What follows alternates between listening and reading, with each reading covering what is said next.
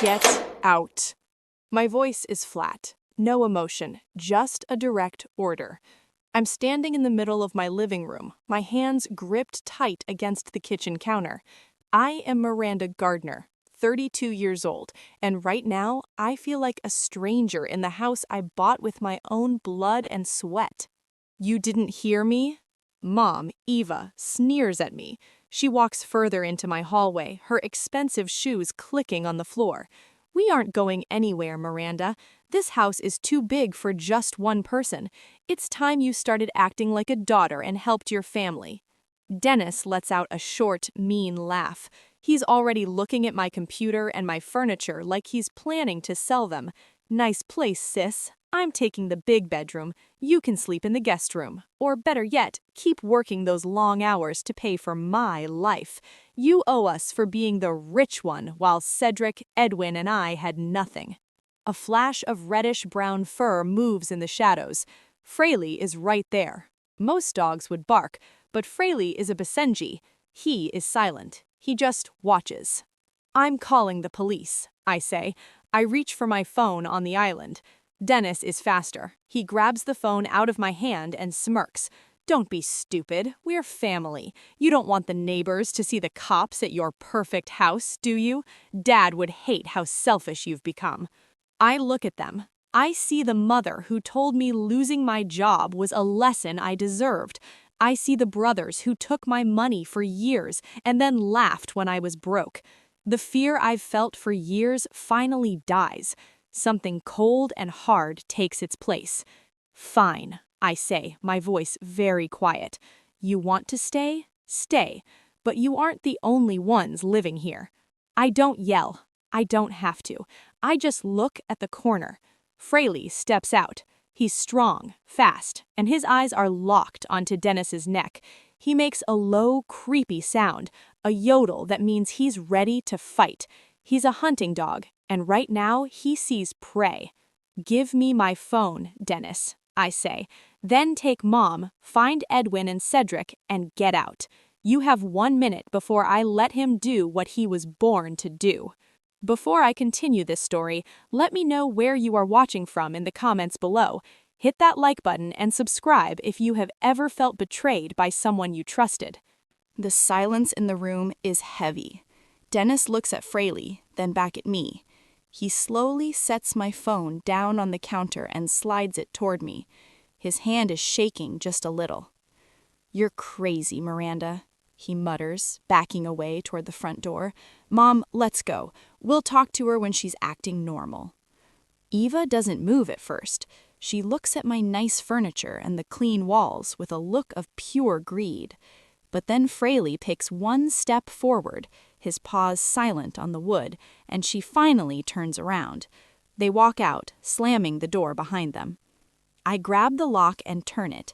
Click. Then I lean my back against the door and slide down until I'm sitting on the floor.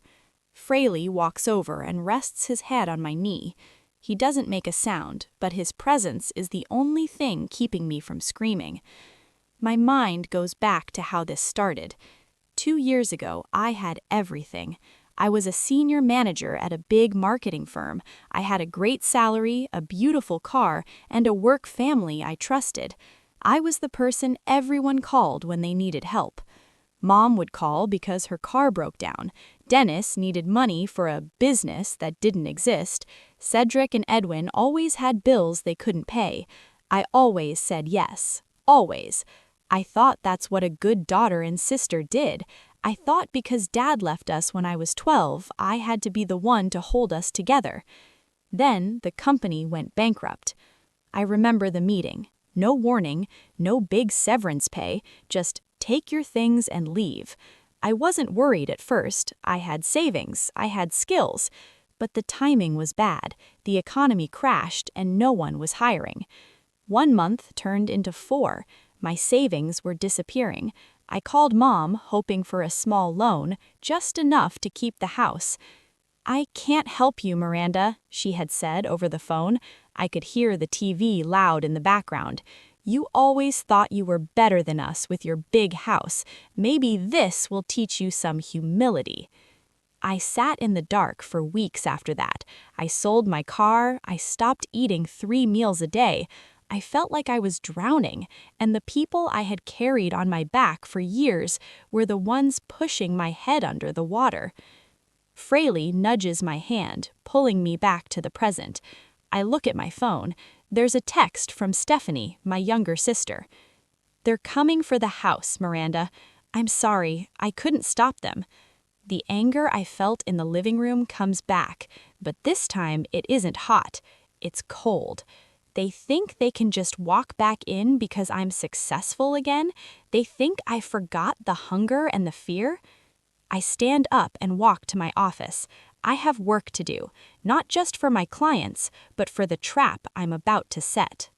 Michael's restaurant is quiet since it's between the lunch and dinner rush. I sit at a back table with a glass of water. Fraley sits at my feet, his ears twitching every time a kitchen door swings open. Michael sits down across from me, looking concerned. "You look like you haven't slept, Miranda," he says. "My family showed up yesterday," I tell him. I explain the luggage, the threats, and the lie about the family money. I tell him about the group chat and how they are trying to rewrite history. Michael leans back and sighs. People like that don't want the truth. They want a victim. If you play the victim, they win. You have to treat this like a business merger gone wrong. "I have all the bank statements," I say. "I showed them I paid for everything." They don't care. "Then stop showing them the truth and start showing them the consequences," Michael says firmly. "They think they can bully you because you've always been the helper. You need to change the locks, get a security system, and talk to a lawyer. Not tomorrow, today." As I leave the restaurant, I feel a bit stronger, but as I walk to my SUV, I see a familiar car parked a few spaces away. It's Edwin's beat-up sedan. He's leaning against my door waiting for me. Edwin is the youngest, usually the quietest, but he's always been Mom's favorite. "Miranda," he says, standing up straight. "Mom is crying. She says you threatened to put her in jail." "I told her I'd go to court, Edwin. There's a difference." I open the back door for Fraley. He jumps in, but he stays standing, watching Edwin through the window. "Just let them stay for a week," Edwin pleads. "Jason's debt is real, Miranda. People are looking for him. We just need a safe place." "My house is not a hideout," I say, my voice hard, "and it's not a hotel. You all had a chance to be family to me 2 years ago. You chose to laugh instead." "We were stressed too," Edwin shouts. "You always think you're the only one who struggles because you have that fancy title." I don't argue. I get into the driver's seat and start the engine. I realize then that Edwin isn't here to apologize. He's here to make me feel guilty, so I'll open the door. As I drive away, I call a locksmith. I'm done being the family safety net. From now on, the only person I'm protecting is myself and the dog who actually loves me. By the time I get home, the sun is starting to set. The locksmith is already waiting in my driveway. I watch him work, the sound of metal clicking and scraping against the heavy oak door. It's a cold, final sound. "All done," the man says, handing me 3 silver keys. "I also added the deadbolt you asked for." I pay him and walk inside. Fraley immediately trots to the window.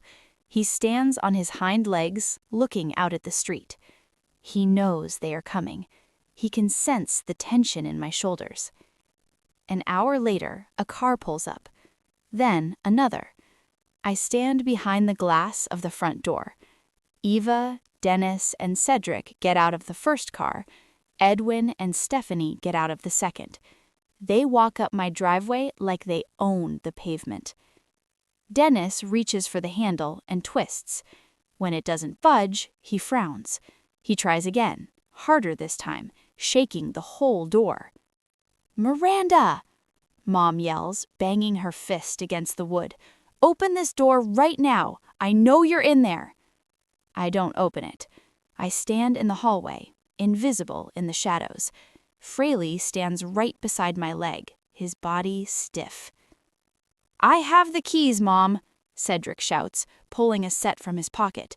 He must have stolen my spare set months ago when I wasn't looking. He jams the key into the lock and turns. It spins, but nothing happens. What the hell? Cedric grunts. The key won't go in. She changed the locks, Stephanie says. I can hear the surprise in her voice. Maybe a little bit of respect, too. Miranda Gardner, Mom screams. You are locking your own mother out in the cold after everything I did for you. I finally step into the light so they can see me through the glass. I don't look angry. I look tired. You didn't do anything for me when I was losing this house, I say loudly enough for them to hear. You told me it was a lesson. Well, here is your lesson. This is my property. If you don't leave in 5 minutes, the security company is programmed to call the police for trespassing. You wouldn't dare, Dennis growls, kicking the bottom of the door. Fraley reacts instantly. He lunges at the glass, making that high, haunting yodel sound. It's loud and sharp. Dennis jumps back, nearly tripping over a flower pot. 5 minutes, I repeat. I turn my back on them and walk into the kitchen to make a pot of coffee. My hands aren't shaking anymore. I sit at the kitchen island, staring at the steam rising from my coffee. Outside, the shouting continues for a few more minutes, then fades into angry whispers. Finally, I hear the engines start and the crunch of gravel as their cars pull away. The house is silent again, but it's a restless silence. Fraley doesn't go back to his bed. He circles the living room, his nose pressed against the baseboards of the windows. Basenji's are sight hounds, and right now his eyes are locked on the backyard. I turn off the kitchen lights so I can see outside better. The moon is bright enough to show the vegetable garden I spent my weekends building. My heart sinks. 2 of my raised beds have been trampled. Someone kicked over the ceramic pots on the patio. It's a small, petty act of violence, but it feels like a violation. My phone rings. It's a number I don't recognize, but I answer it anyway. Miranda? It's Dad. I haven't heard his voice in years. It sounds older, rougher. My throat feels tight, but I force myself to stay cold. How did you get this number? Eva called me, he says. She told me you've lost your mind. She said you're keeping the family out of the house as a way to punish them. I'm protecting my home, Dad. Where have you been for the last 20 years? You don't get to call me and give me advice on family. I'm not giving advice, he sighs. I'm giving you a warning. Jason is in deep with some bad people. He told them he had an inheritance coming, a house. They aren't going to just walk away because you changed the locks. They think you're standing between them and their money. I look at Fraley. He's standing by the back door now, his tail tightly curled, his body like a spring ready to snap. They can think whatever they want, I tell him. I earned this. I'm not giving it up. Just be careful, Miranda, he says before hanging up. I put the phone down and walk to the back door. I look out at the dark garden. A shadow moves near the fence. It's not a dog or a cat, it's a person. Fraley lets out a low, vibrating sound in his throat. He sees them too. They didn't all leave. They left someone behind to watch me. I realize then that the locks were only the first step. They don't just want a place to stay. They want to break me until they give me the deed. I reach down and unclip Fraley's collar. He doesn't need to be held back anymore. He needs to be ready. I don't turn on the porch light. That would only show them where I am. Instead, I stand in the dark, watching that shadow by the fence. Fraley is a statue beside me, his muscles tight. He knows the difference between a neighbor and a threat. A floorboard creaks behind me. I spin around, my heart hammering against my ribs. I forgot about the small window in the laundry room, the one with the old latch. Before I can move, the back door is kicked open from the inside. Dennis and Cedric stumble in. They must have climbed through that window while Mom kept me busy on the phone with Dad. "Thought you were so smart with those new locks, didn't you?" Dennis says. He's breathing hard, and his eyes look desperate. He's holding a heavy metal flashlight like a club. "We told you, Miranda, we aren't leaving. This house is our ticket out of the mess we're in." "Get out," I say, my voice steady, even though my hands are ice cold. "I'm calling the police, for real this time." "Go ahead," Cedric sneers, stepping closer. "By the time they get here, we'll be moved in. Possession is 9/10 of the law, right? We'll tell them you invited us and then went crazy." They start walking toward me, cornering me against the kitchen island. I look at Dennis, then at Cedric. They aren't my brothers right now. They are just people trying to steal my life. "Fraley." The Basenji doesn't hesitate. He doesn't bark, but he launches himself from the shadows. He's a blur of red and white. He doesn't go for a bite, not yet, but he slams his weight into Cedric's chest, knocking him backward into the kitchen table. Dennis swings the flashlight, but Fraley is too fast. The dog ducks and circles, nipping at Dennis's ankles. It's a silent, terrifying dance. "Get that thing off me," Cedric screams, scrambling to his feet as Fraley snaps the air inches from his face. "He won't stop until you're off my property," I say. I pick up the heavy iron skillet from the stove. I'm done being the victim, and if you touch him, I won't wait for the police. The look on my face must be different than anything they've ever seen before. The reliable Miranda is gone. Dennis looks at the dog, then at the skillet in my hand, and finally at the door. He grabs Cedric by the arm. "Come on, it's not worth it tonight." They scramble out the back door, tripping over each other in the dark. I slam the door shut and shove the heavy kitchen island in front of it. I don't care about the floor scratches anymore. I find my phone and dial 911. As the operator answers, I look at Fraley. He's sitting by the door, licking a paw, looking perfectly calm. I need to report a home invasion, and I need a restraining order. The police arrived 30 minutes later. They took my statement while Fraley sat perfectly still on the rug, his eyes never leaving the officers. I showed them the broken laundry room latch and the mud on the kitchen floor. "They're my family," I told the officer, my voice flat. "But they don't live here. They broke in." Because it was a family dispute, the officers couldn't do much more than escort my brothers away from the edge of my property and file a report. But that report was exactly what I needed. The next morning, I didn't go to the office. I sat at my dining table with a lawyer on a video call. "I have the police report from last night," I said, sliding a digital file across the screen. "And I have 5 years of bank transfers showing I was the sole provider for the people who just tried to break into my home." "This is good, Miranda," the lawyer said. "We're filing for a temporary restraining order today. It covers the house and your place of business.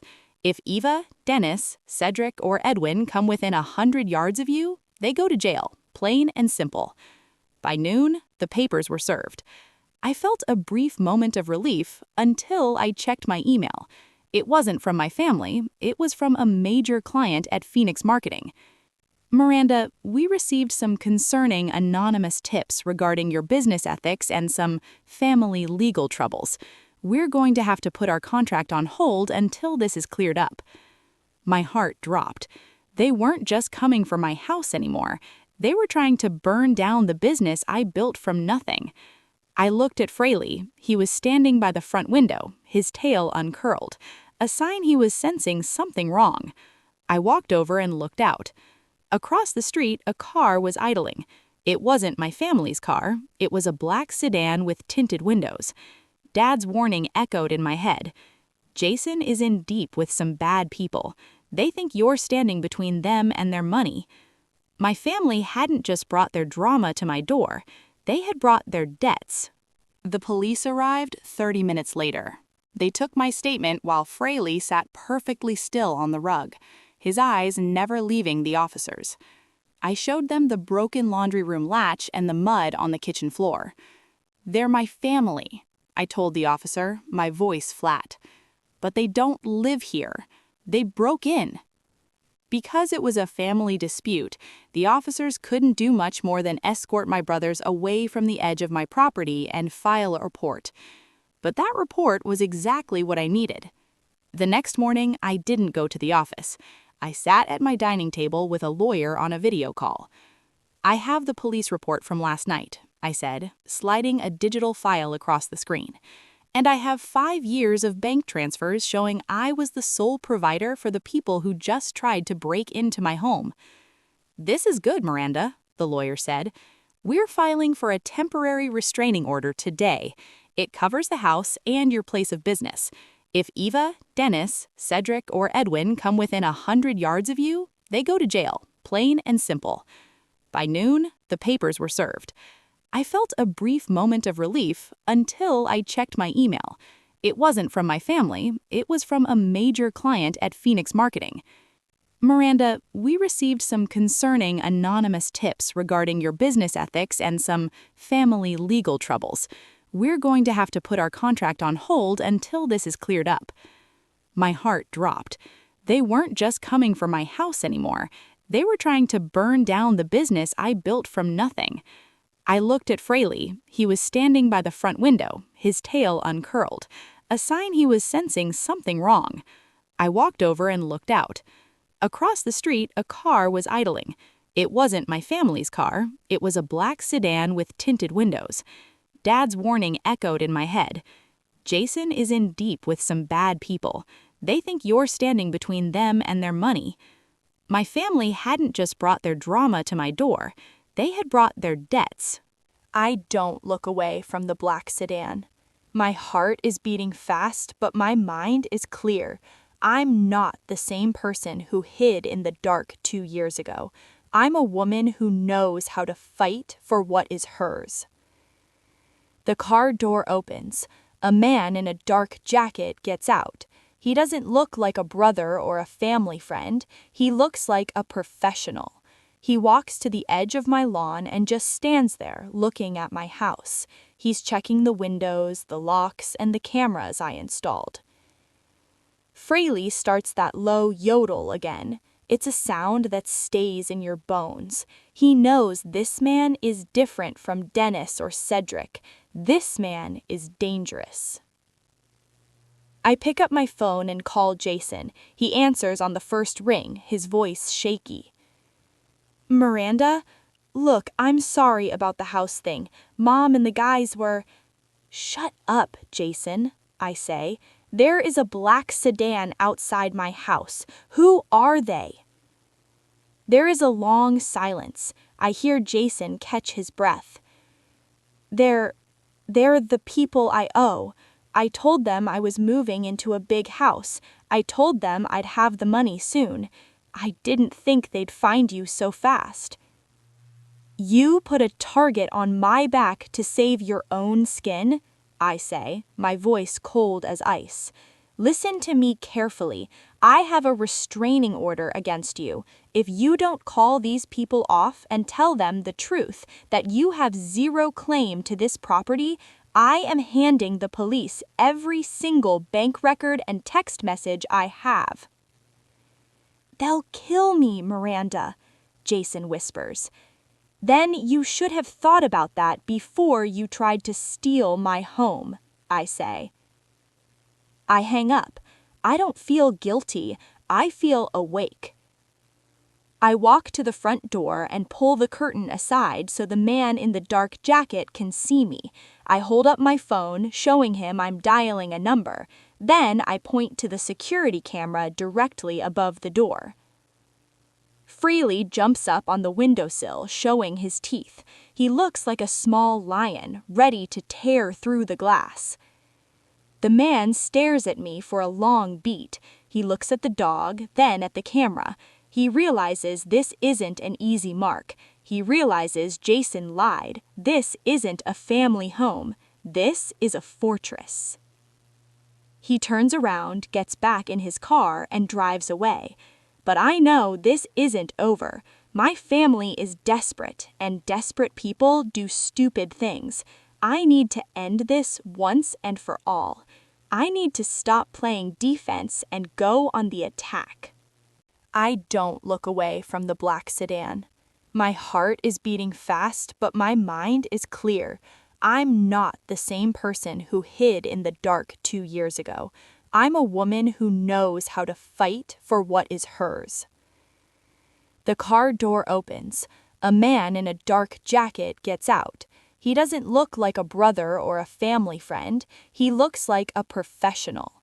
He walks to the edge of my lawn and just stands there, looking at my house. He's checking the windows, the locks, and the cameras I installed. Fraley starts that low yodel again. It's a sound that stays in your bones. He knows this man is different from Dennis or Cedric. This man is dangerous. I pick up my phone and call Jason. He answers on the first ring, his voice shaky. Miranda? Look, I'm sorry about the house thing. Mom and the guys were... Shut up, Jason, I say. There is a black sedan outside my house. Who are they? There is a long silence. I hear Jason catch his breath. They're the people I owe. I told them I was moving into a big house. I told them I'd have the money soon. I didn't think they'd find you so fast. You put a target on my back to save your own skin? I say, my voice cold as ice. Listen to me carefully. I have a restraining order against you. If you don't call these people off and tell them the truth, that you have zero claim to this property, I am handing the police every single bank record and text message I have. They'll kill me, Miranda, Jason whispers. Then you should have thought about that before you tried to steal my home, I say. I hang up. I don't feel guilty. I feel awake. I walk to the front door and pull the curtain aside so the man in the dark jacket can see me. I hold up my phone, showing him I'm dialing a number. Then I point to the security camera directly above the door. Fraley jumps up on the windowsill, showing his teeth. He looks like a small lion, ready to tear through the glass. The man stares at me for a long beat. He looks at the dog, then at the camera. He realizes this isn't an easy mark. He realizes Jason lied. This isn't a family home. This is a fortress. He turns around, gets back in his car, and drives away. But I know this isn't over. My family is desperate, and desperate people do stupid things. I need to end this once and for all. I need to stop playing defense and go on the attack. I don't wait for the next attack. I spend the entire night at my dining table, surrounded by paper and the blue light of my laptop. Fraley stays awake with me, his head resting on my foot, his ears twitching at every sound from the street. I realize that to stop them, I have to cut off their oxygen, the lies they tell themselves and the world. I draft a formal notice of non-interest. It's a legal document that explicitly states my family has zero equity, zero inheritance, and zero right to my property. I attach the house's original deed, my mortgage statements from the years I lived on beans and rice, and the bank records of the thousands I gave them. Then I do something that would have broken the old Miranda's heart. I BCC every single person in our extended family, the aunts, the cousins, and even the bad people Jason owes. I send them the truth. I explain that there is no family estate coming, no inheritance for Jason to pay his debts with, and no room at the inn. My phone starts blowing up at 6 a.m. How could you? You're embarrassing us to the whole family. Everyone is calling me. You've ruined Jason. Those guys know he lied now. He's terrified. You're cold, Miranda. Dad would be disgusted. I don't reply. I block their numbers one by one. The silence that follows is the most beautiful thing I've ever heard. I look at Fraley. He's standing by the back door, his tail wagging slightly. He knows the energy in the house has changed. The fear is gone. Ready to go to work, Fraley? I ask. I grab my keys and my bag. I'm going to the office to call my client. I'm going to show them the legal documents and the restraining orders. I'm going to prove that Phoenix marketing is stronger than a few toxic relatives. But as I open the garage door, I see Stephanie standing there. She isn't shouting, she isn't holding luggage. She looks like she's been crying for hours. "They're gone, Miranda," she says, her voice trembling. "Mom and the boys, they left the city. Jason was too scared to stay, and Mom followed him. They're staying at a motel 3 towns over." "And you?" I ask, my hand tight on the steering wheel. "I'm done with them," she says. "I saw the email you sent. I saw the numbers. I didn't realize how much you really gave us while we were busy hating you for it." I looked at her for a long time. I want to believe her, but I look at Fraley. He isn't growling, but he isn't moving toward her either. He's waiting for my signal. "I can't let you in the house, Stephanie," I say firmly. "Not today, maybe not for a long time." "I know," she says. "I just wanted to tell you, you were right to lock the door." The next few days are quiet. It's the kind of quiet that feels strange after a storm, but I'm learning to breathe in it. I spend my mornings at the office, fixing the damage my family tried to cause. I meet with my biggest client and lay everything on the table: the bank statements, the police reports, and the restraining orders. I don't let personal mess interfere with results, I tell them. I protected my home from 4 grown men and a group of debt collectors. Imagine how hard I'll protect your brand. They didn't just stay, they increased their contract. They realized that the woman who could handle a home invasion without blinking was exactly the kind of person they wanted managing their strategy. But the real work happens at home. I spend the weekend fixing my garden. I dig my hands into the dirt, replanting the vegetables Cedric and Dennis trampled. Fraley sits in the sun, his eyes half closed, but his ears still rotate like radar dishes. He's the king of this yard now. He earned it. Every time I see a car slow down in front of the house, my heart beats a little faster. But it's never them. The legal papers worked. The notice of non-interest stripped them of their power. Without the lie of the house to sell, Jason had nothing to offer his creditors, and they finally realized he was a dead end. On Sunday evening, I'm sitting on my porch, drinking a glass of wine. Fraley is curled up on a rug at my feet. The neighborhood is peaceful. A delivery driver walks up the path and leaves a small box on my steps.